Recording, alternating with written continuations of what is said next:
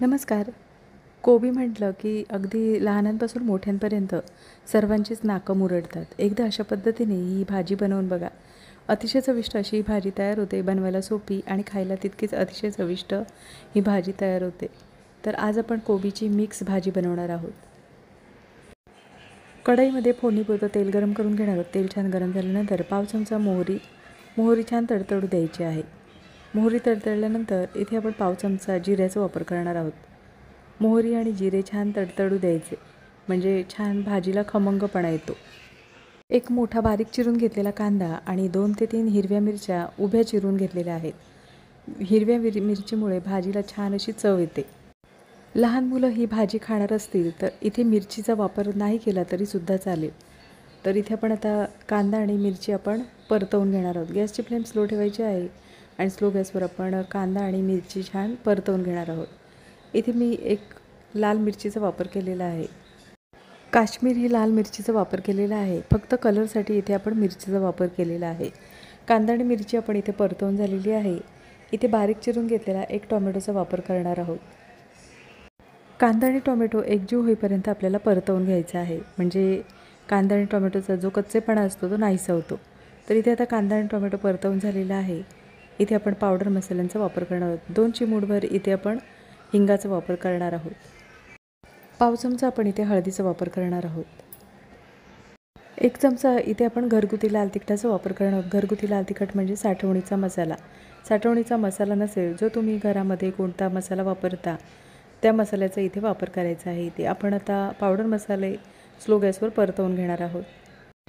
तर इथे पाहू शकता साधारण मसाले परतवून झाल्यानंतर तेल सुटलेलं आहे. तर इथे पातळ उभा चिरून घेतलेला गाजरचा वापर करणार आहोत. गाजर मुलं खायला मागत नाही, तर इथे भाजीमध्ये अशा पद्धतीने गाजरचा वापर करू शकता.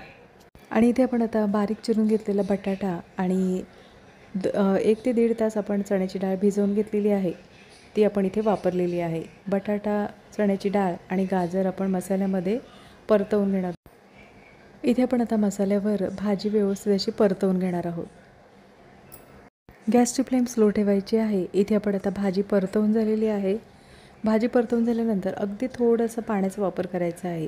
ही भाजी आपण वाफेवर शिजवून घेणार आहोत. तर इथे पाहू शकता व्हिडिओमध्ये दाखवल्याप्रमाणे थोडंसं आपण इथे पाण्याचा वापर केलेला आहे. आणि आता झाकण ठेवून गॅसची फ्लेम स्लो ठेवून अगदी स्लो गॅसवर आपल्याला भाजी छान वाफेवर शिजवून घ्यायची आहे. तर इथे 5 ते 6 मिनटं झालेली आहेत. 5 ते 6 मिनटानंतर झाकण काढून इथे भाजी एकदा आपण ढवळून घेणार आहोत. तर इथे तर चण्याची डाळ कितपत शिजलेली आहे ती पाहूया. इथे पाहू शकता डाळ छान मऊसर अशी शिजलेली आहे आणि बटाटा छान मऊसर असा शिजलेला आहे. तर ही भाजी आपण वाफेवरच शिजवून घेणार आहोत. वाफेवर शिजवल्यामुळे भाजीला छान अशी चव येते.